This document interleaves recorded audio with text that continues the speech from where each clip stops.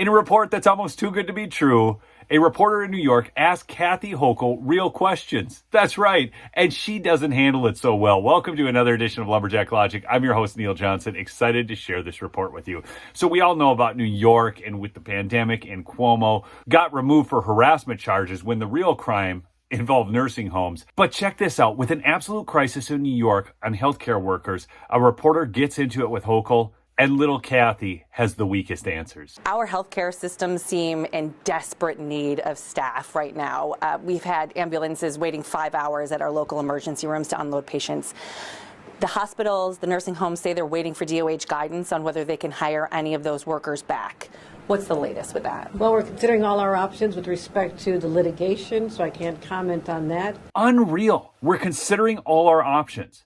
But not when it comes to actually saving people's lives and getting workers back in the healthcare system. No, on litigation against the healthcare workers. This is nuts. But I'll say that last year in my State of the State, we put forth a plan to help retention, also recruitment. And a lot of those programs are just unfolding now. $20 billion to bring back the healthcare system, including bonuses for existing workers. And here we have the common Democrat answer. Just throw another $20 billion at it. Give bonuses to the people who kiss the golden ring. That's their answer. This is so stupid. Helping settle nursing strikes, which I get very involved in to make sure that patients are being cared for. It's a problem, but I don't think the answer is to have someone who comes in who's sick be exposed to someone who can give them the coronavirus. Okay, so Kathy apparently has a miracle cure to stop transmission. And let's also talk about putting people back in nursing homes who can make people sick. Give them COVID-19? I don't know that that's the right answer. In fact, I'm pretty sure it's not.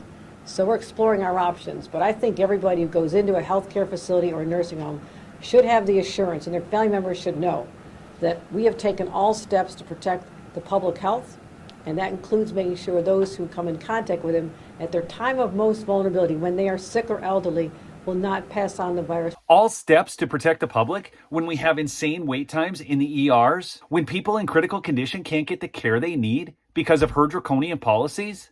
This is so false. Now she's going to explain to you how we're still in the throes of the worst thing in the world. We lost 34 New Yorkers yesterday. We have 4,000 active cases. This has not gone away as much as we wish it would.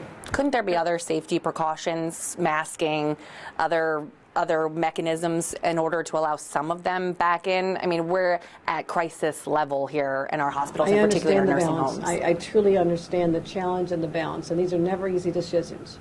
But I cannot put people into harm's way, because when you go into a healthcare facility, you expect that you're not going to come out sicker than you went in. I think that's something every New Yorker would expect. There you go, folks. Still trying to peddle this whole narrative. I'm really curious if these people believe what they're saying or they just do it for other reasons. Welcome to the channel if you're new, and please support the sponsor, MyPillow, MyPillow.com. Promo code Lumberjack saves you up to 66%. Thanks so much. Peace out.